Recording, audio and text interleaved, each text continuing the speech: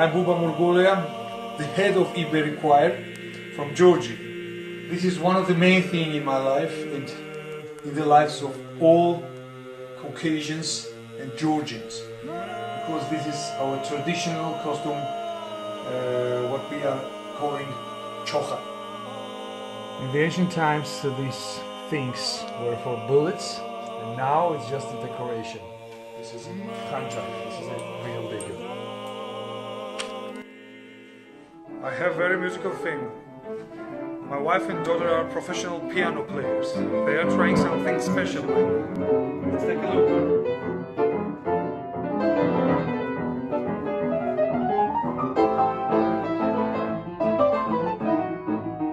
Also, they are Georgian traditional dancers. Nati is attending National Ballet Academy, and she often enjoys practicing with mom at home.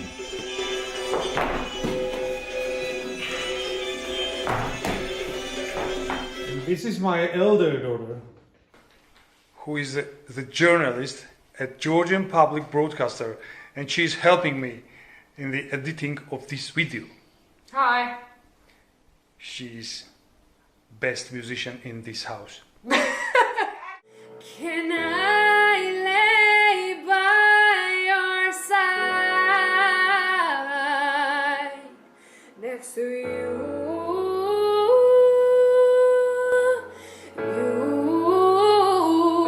As I already mentioned, I have my own Georgian traditional singing choir. And as usual, we have rehearsed 4 or 5 times per week. Today is also one of that days. I see that the boys are already here, so let me introduce them to you. Let the rehearsal begin.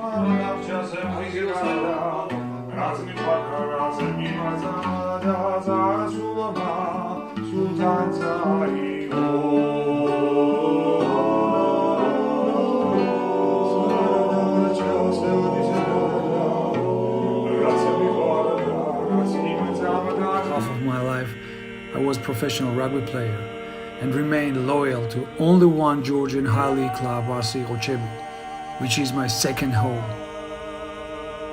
Every Sunday morning, me and my friends are going to get a sulfur bath. This is our biggest tradition. Tradition is continuing after the bath. It's like this.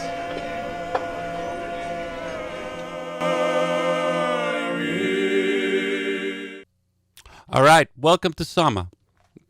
You just saw the best B-roll that we've ever had here at Sama, Seattle Circuit Music Art. I'm Derek Mazzoni. That was right from Tbilisi, Georgia.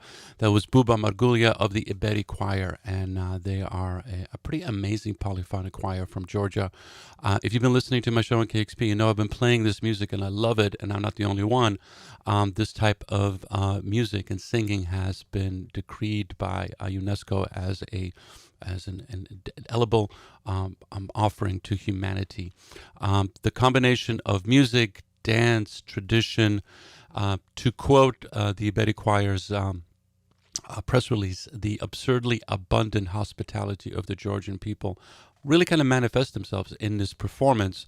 I got a chance to see them for the first time at the Womex conference in Budapest in 2015, which is a really interesting time to be in Hungary. And I've always wanted to have them either on my show or on Sama, or more importantly, to have them play live. I talked to Buba just a while ago. They haven't played the West Coast yet, so we're going to try to make that happen. But right now, welcome. Buba, how are you? Hello. Thanks for invitation to conversation with you. It's a great honor for me. Thank you again. Thank you. I love that beer. I loved getting a little window in your life. That was wonderful. I too have 2 daughters. And so we understand each other in a particular way. We are some kind of colleagues. We do. Oh, yes, we do. And it was wonderful to see your story and how all of that came together. But I'm super curious. How do you go from rugby? It's a type of person playing rugby to going into this type of delicate and yet hard, but really beautiful piece of performance and dance and everything else. Tell me how you went from I'm going to get this ball across the line no matter what to that. That's an interesting story there. I'd love to hear it. Yeah, it is very interesting for me also and very painful because before rugby I was singing Oh, okay.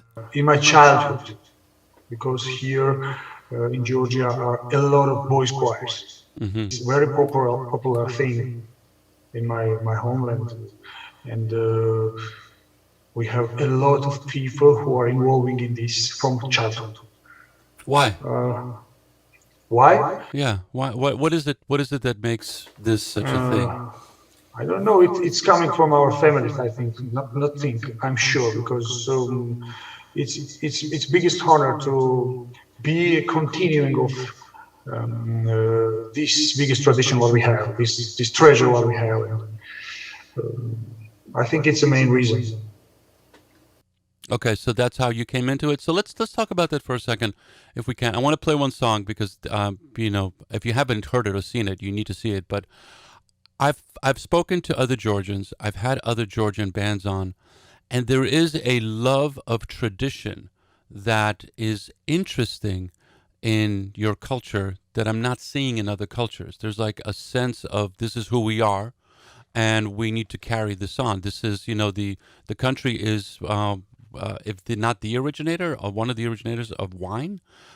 You've got one of the earliest Orthodox Christian histories. There's a lot of stuff there, but for a long time you were part of the Soviet Union, and now it is. It's like this. Anytime I talk to a Georgian, there's a sense of like this is who I am, and this is the stuff that I bring, and this is the stuff that I bring to the world. And your dance and your music and everything is really unique in itself. You also answered a big question for me. I never knew that those were bullets in there. It always looked so badass. It was like, what are those things there? And now you just told me, okay, those were bullets. But tell me, what is it? What makes that happen within your culture? And you could just speak for yourself. Or maybe you're representing Georgia all over the world. What is it that brings this sense of like this is my tradition and it's important? You're not seeing that in other cultures as much.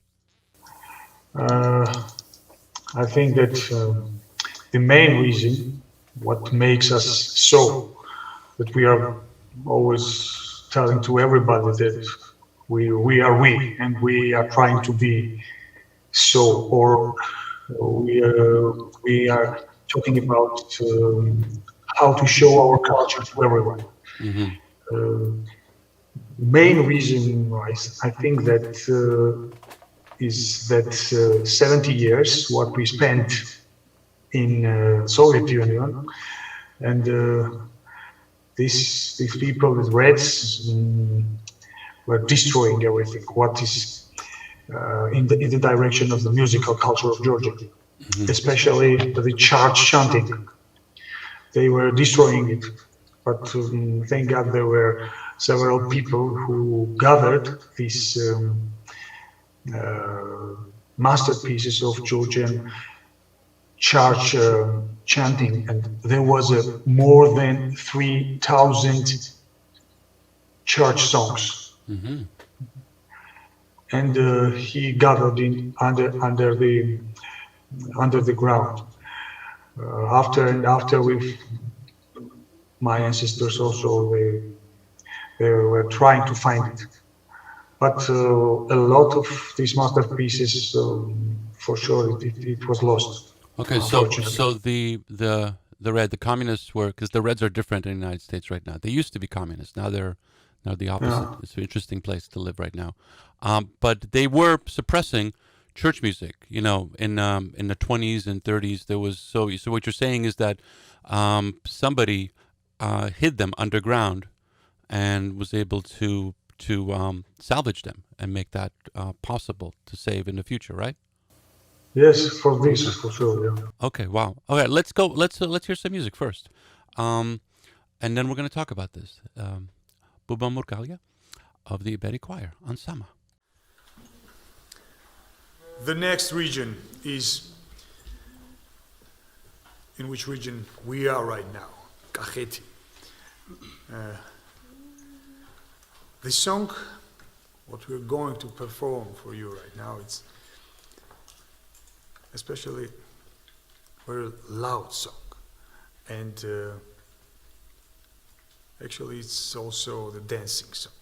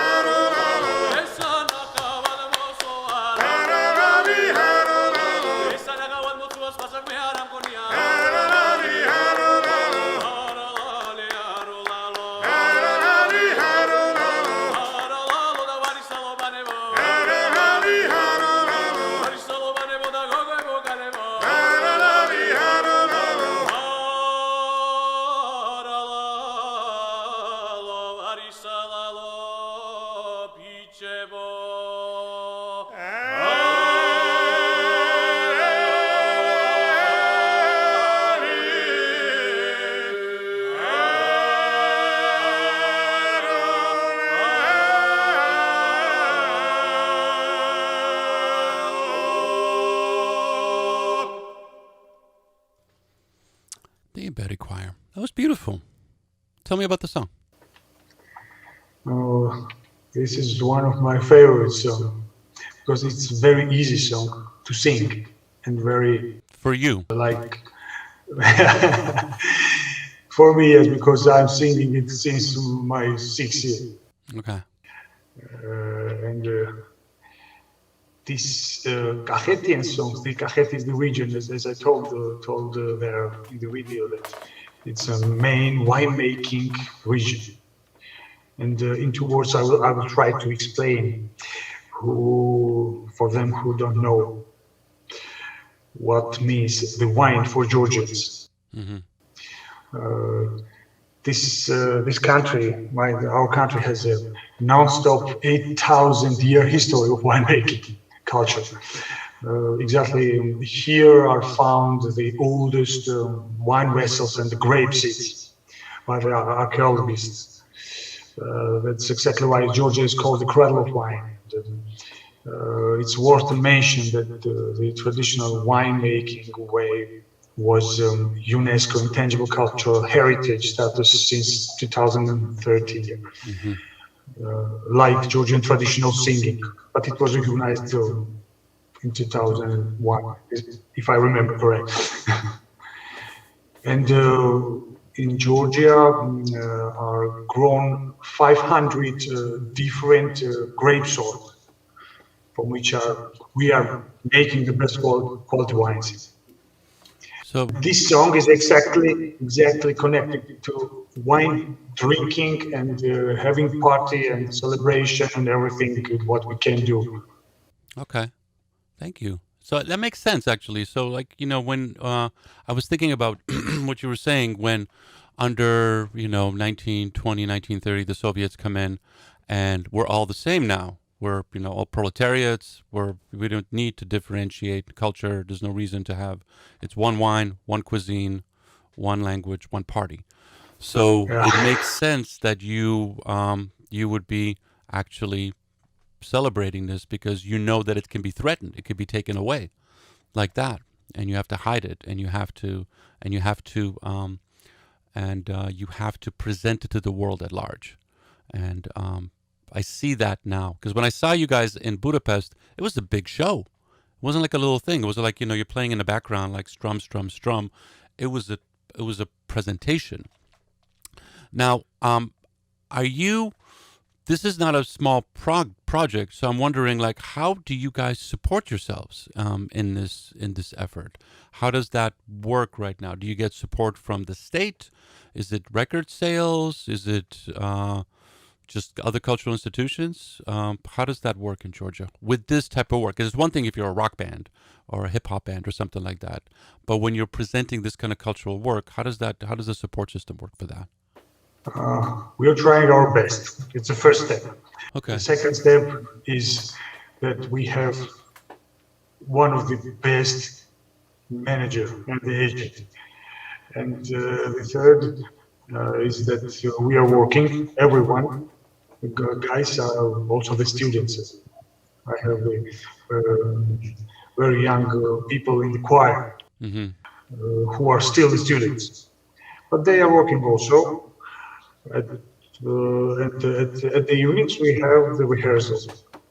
We have some kind of, I don't know how to say, we have the situation that Go ahead. have the situation that our work is not making so that we could not rehearse even every day. Okay. Yeah. So this is a lifestyle. Yeah. This isn't like a thing. It's like, no, this is who I am. This is. Unfortunately, in Georgia, it's quite hard to live only with the music. Mm-hmm. Unfortunately, but I'm sure that this time will be here also, because as you said that we were in Budapest making some kind of show. We're doing it because with all our hearts, because it's biggest honor to represent your motherland somewhere and to be some kind of ambassador of your culture. It's a biggest honor. And it's I don't know how it's possible to not put into this all your heart. Okay, I get it. That is a main. I think that So you can't fake it. It's like you have to go out there, and I saw that, but it's also an interesting combination because you've got the dance, you got freaking daggers. There's a lot of it's like, okay, you come into a room. I remember you guys came into a room. It's like, okay, something's going to happen here. But the thing that I wanted to ask you, and I want you to think about this because I want to play the next song, is it takes a special kind of skill to do polyphonic singing, because it's one thing if we're all just like harmonizing, but to actually create that kind of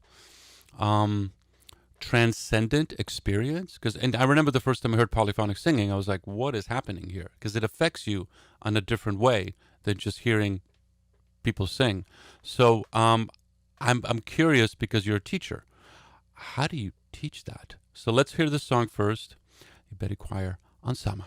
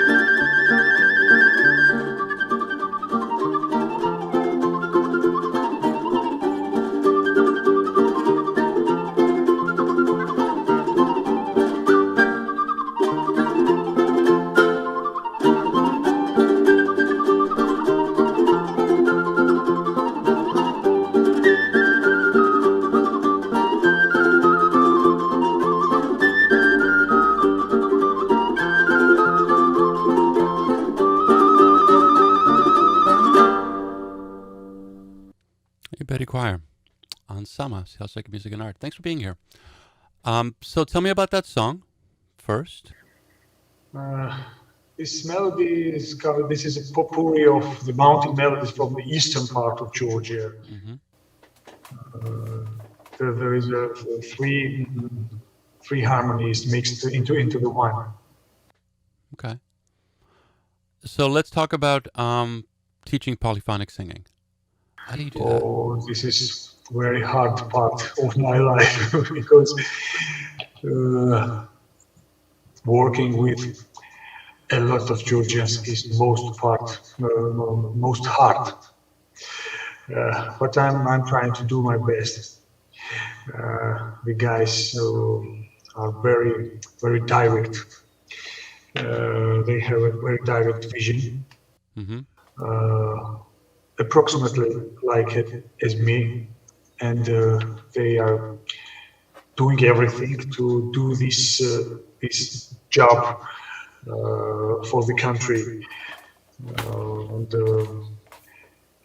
in the relationships and so on. I don't have some kind of problems or something. They are working for it with open heart. They are putting every part, every piece of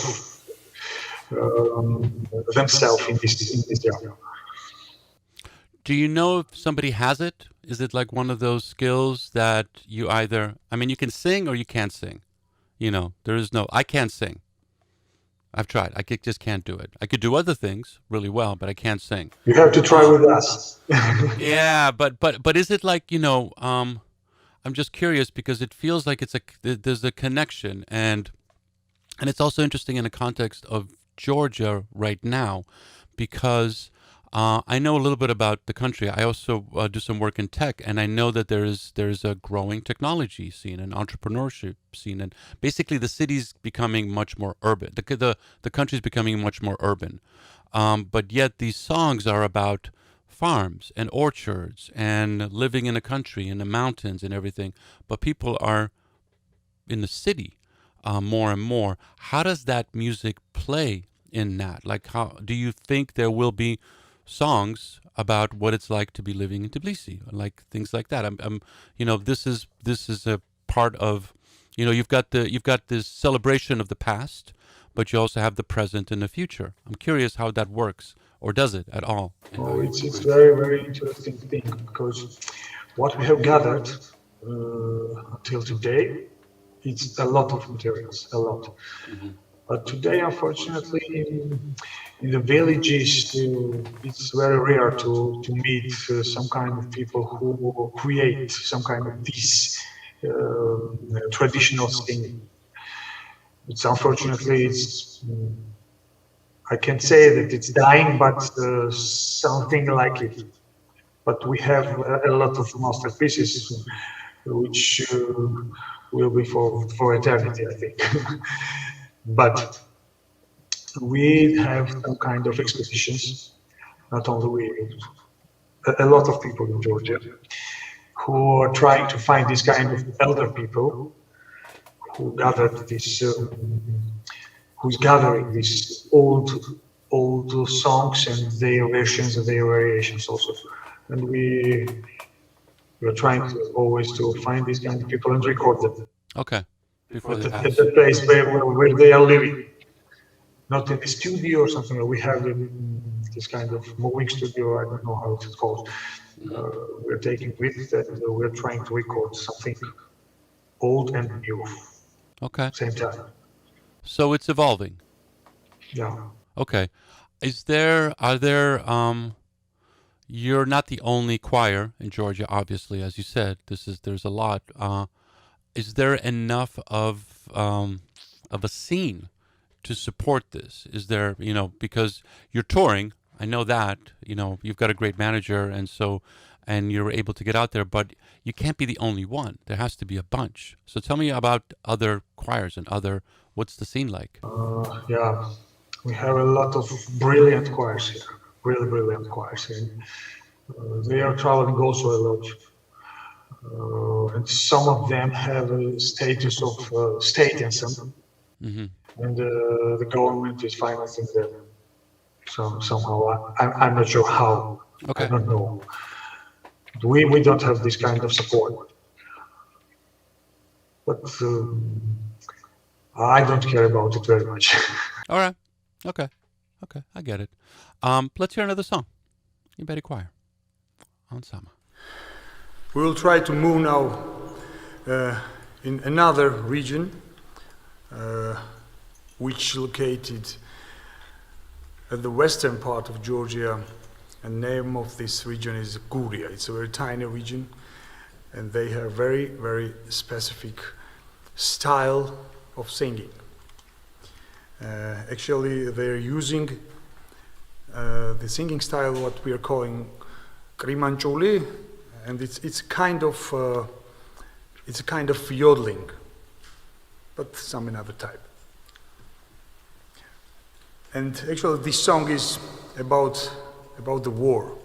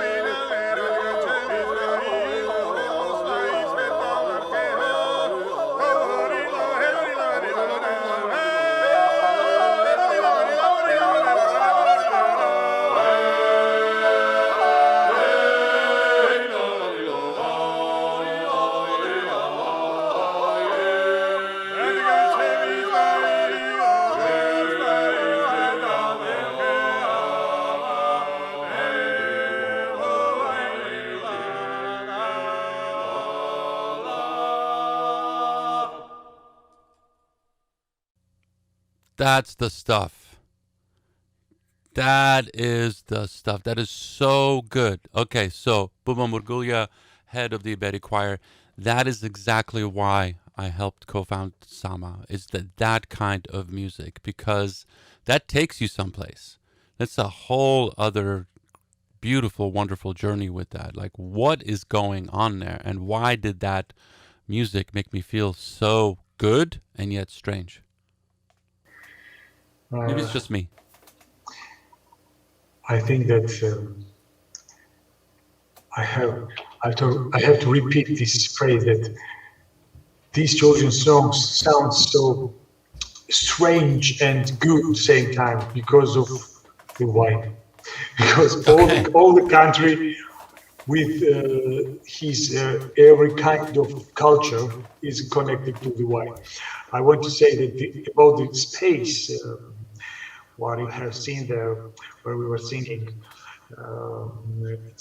we are calling it Marani. Marani is the place where we are producing a wine. And the round one starts on the bottom. There is a we are calling it query. Query is a large earthenware vessels used for the fermentation, storage, and the aging of traditional Georgian wine. Resembling large egg-shaped amphorae without the handles, they are either buried below ground or set into the floors of large wine cellars. And these kind of quarries are different size volumes, range from 20 liters to around 10,000 liters. And these quarries we are gathering in the Marani is in the space of winemaking. And everything I have to say once again, because for me it's also very important, not for only my country, that Georgia is the cradle of winemaking, and So everything. that beautiful music is because of wine? I'm drinking the wrong wine. We have much more experienced Georgians. Okay. Okay, interesting. Is it because I know you're actually More than 8,000 years. you're filmed in the winery, and it makes me want to try it because it looks like a very interesting way to make wine. But the music is very I don't want to say outwardly, but it feels like you were saying it's part of this very small region of western Georgia, and it feels like Georgia is a mountainous country, and it feels like they've been making something there. Maybe the wine, like like people that live in mountains, little villages up in the mountains, they make their own thing. They come down from the mountain once in a while. This is thousands of years. Come down on the mountain once in a while and go back home and start making their stuff, not interacting with as many people as if you're living in a big city. And so I'm just curious because it sounds like the wine is different, the music is different, it's a different kind of culture, and there's I want to learn more basically because it seems really interesting how it's all evolving. Yeah, actually, the country of Georgia is very small country. And this diversification and this diverse of the regions, even the neighbor regions have very different kind of polyphony also. Also, the wines have very diverse singing style, chanting style is also another types in the neighbored regions also. There is one interesting story about the Mraval Jamir. Mraval Jamir, it's the name of the song, not song, the name of the songs. We have a lot of Mraval Jamir, and it means when you are wishing to someone a long life. It's kind of blessing song, and it's also a celebrating song. But interesting fact is that Mraval Jamir songs we have only in that regions where we produce wine. For example, in Svaneti region, in the mountains, they are not doing wine and they don't have the Mraval Jamir. Ah, okay. In the mountains, part of eastern Georgia, also in the little regions, they don't have a Mraval Jamir. Okay, get it. So, are you in the business? Do you want to? Sorry? Do you want to set up a winery? Like it feels like there are two things that are happening right now in the United States. One, Georgian food is becoming a thing.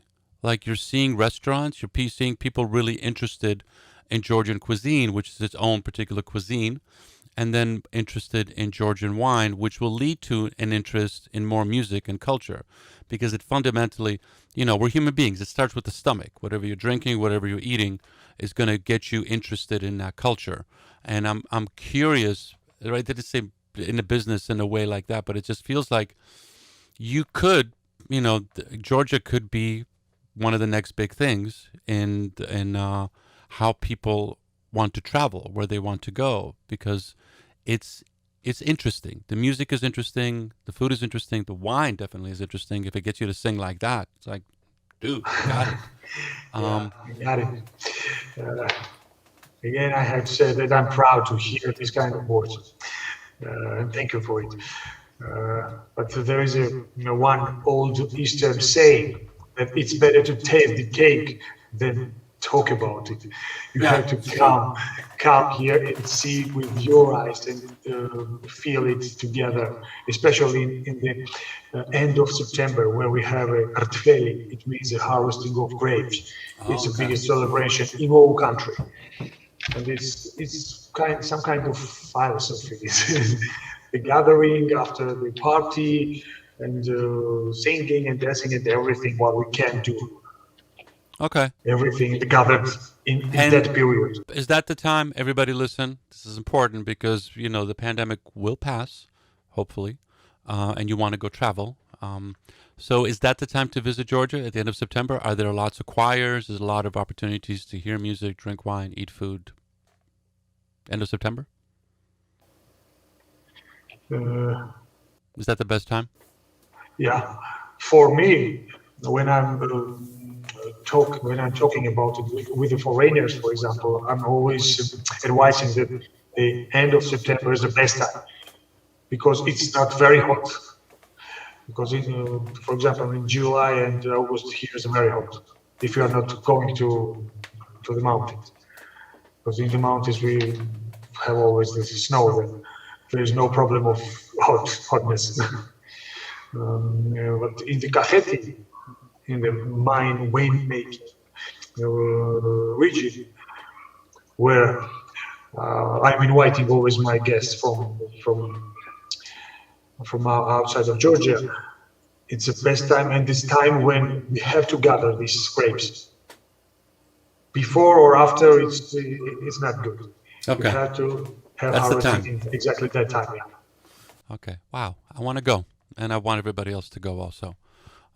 Buba, thank you so much for joining us here. This is great. I love to have this to our audience, and most importantly, I'm looking forward to welcoming you here, and and the ensemble, and be able to celebrate that. We have a decent Georgian population in Seattle, but there's a huge Georgian population all over the West Coast, and you'll have a good time. There'll be lots of success, and this is important music and important to culture. And especially to be able to share it to the world. Thank you. Thank you very much. Thank you very much for inviting. I'm gonna leave now with Eric Kelly, a kind of a joking song. And I was looking at this like, what's going on? Tell me what the joke is in that song. You have to see it. I can't tell about it. Okay. It's a very strange song for me also. Okay. Thank you. Be well. Be safe, and we'll talk soon. Cheers. Thanks a lot. Thank you. So now we move in Mingrelia region again, and we'll sing one of the very, very ancient song, but it sounds like a joking song.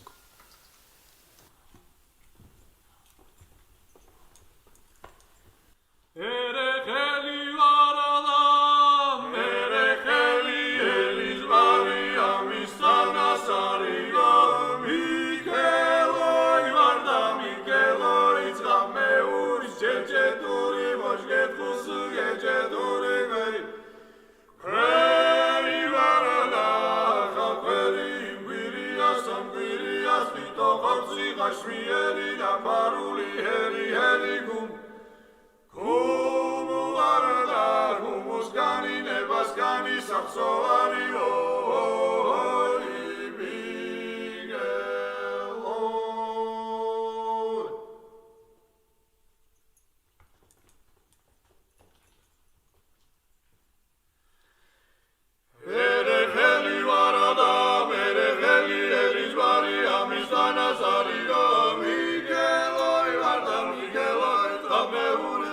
duri, gece duzu, gece duri.